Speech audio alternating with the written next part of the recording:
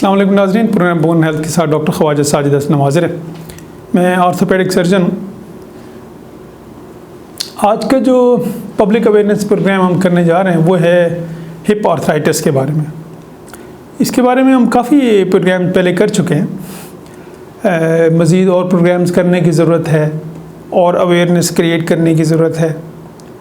जो क्लिनिक में, हॉस्पिटल में मेरे पास ओपीडी में पेशेंट्स आते रहते हैं डिफरेंट क्वेश्चंस के साथ, डिफरेंट हिस्ट्री के साथ, तो फिर मेरे पास आइडिया आता रहता है कि ये चीज़ का एक प्रोग्राम किया जाए ताकि इससे और ज़्यादा पब्लिक अवेयरनेस क्रिएट की जाए।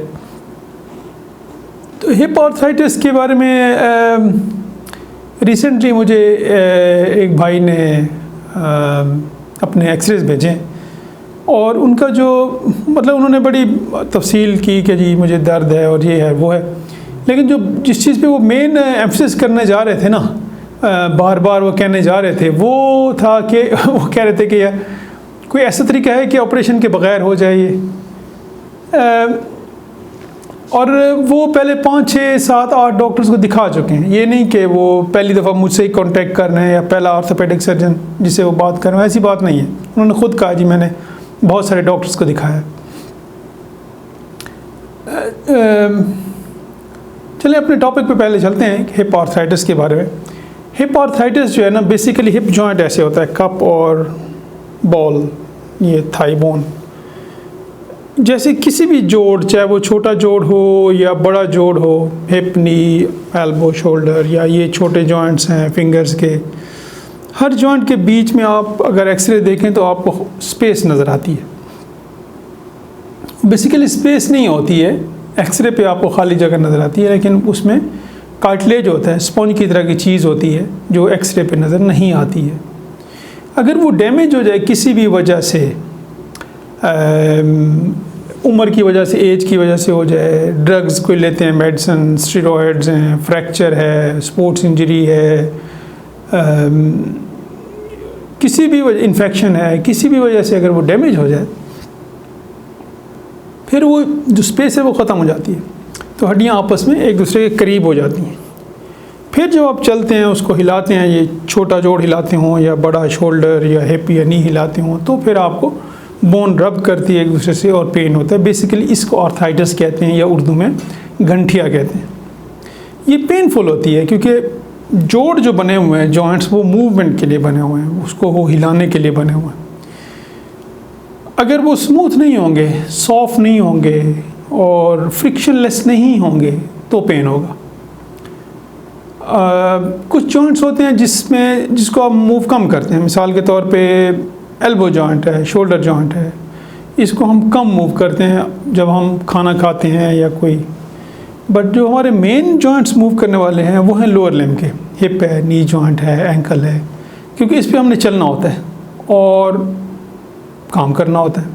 कोई इंसान आपको ऐसा तो नहीं लगेगा जो बैठा रहो, जिसने कभी काम ना किया, जो कभी चला ना हो, तो इसलिए चलने से ये जॉइंट मूव होते हैं और इनका पेन होता है, इसलिए ये ज़्यादा सिग्निफिकेंट है। इसलिए इनका अगर आर्थराइटिस हो तो ज़्यादा पेन होता है और लोग ज़्यादा कंप्लेंट से हॉस्पिटल जाते हैं। बाकी अगर शोल्डर का, एल्बो का हो तो वो डिले करके आते हैं क्योंकि इनकी मूवमेंट ज़्यादा नहीं होती। वो जो मैं जिक्र कर रहा था उस बंदे का कि जिसने कहा, बड़ी डिटेल उसने ऑडियो मैसेज भी भेजा, और तो एक बात बड़ी क्लियर है कि आर्थराइटिस जो है वो प्रोग्रेसिव डिजीज़ है, रिग्रेसिव नहीं है। जब आपका आर्थराइटिस गंठिया किसी ऐसी स्टेज पे पहुंच जाता है ना कि जब आपको ऑपरेशन के अलावा और ऑप्शन नहीं होती है, बेस्ट ऑप्शन नहीं होती है, फिर आपको ऑपरेशन ही कराना पड़ता है। हमने पहले काफ़ी सारे प्रोग्राम्स किए हैं इस तरह कि रिप्लेसमेंट कैसे की जाती है, क्या फ़ायदे हैं, क्या नुकसान है, और भी मज़ीद करते रहेंगे। मेरे ख्याल में मेन इशू जो है ना लोगों का ऑपरेशन से, वो ऑपरेशन से रिलेटेड डर है, और बहुत सारे डर हैं, एक नहीं है। इकोनॉमिकल इशू अपनी जगह पे कि ये महंगा ऑपरेशन है, लेकिन उसके अलावा डर हैं, खौफ है, कैसे करते हैं, किस तरह करते हैं, कौन करेगा, बाद में क्या होगा, बहुत सारे इश्यूज़ हैं। और अनफॉर्चुनेटली ना तो पेशेंट डिटेल में पूछता है डॉक्टर से कि यही सारे क्वेश्चंस, और ना ही मेजॉरिटी डॉक्टर्स एक्सप्लेन करते हैं मरीज़ को। कहते हैं जी बस आपका घुटना नया लगेगा, आपकी कूल्हे का जोड़ नया लगेगा, एंड दैट्स इट। तो वो मेरे ख्याल में किसी को भी कहा जाए तो हर बंदा परेशान होगा कि नया जोड़ लगेगा, ये तो ऑपरेशन होगा। इसलिए मेरी राय पर्सनल ये है उन लोगों के लिए कि पेशेंट्स के लिए जब आप जाते हैं डॉक्टर के पास, किसी भी डॉक्टर से कंसल्ट करते हैं, स्पेशली ज़ाहिर है आप उसी से कंसल्ट करेंगे ना जिससे आप मुतमईन होंगे या जिसमें आप समझेंगे कि ये बंदा रिप्लेसमेंट करता है, नए जोड़ लगाता है। तो उससे डिटेल में बात करें। आप कागज़ पेंसिल पे आप एक कागज़ पे लिख के जाएं सारे क्वेश्चंस, आपकी सारी वरीज, और हैव अ डिटेल चैट, बैठें डिटेल में बात करें, फिर आपको डिसाइड करने में आसानी होगी। In conclusion is a wonderful operation. अगर आप रिप्लेसमेंट कराते हैं हिप की तो बेहतरीन ऑपरेशन है ये।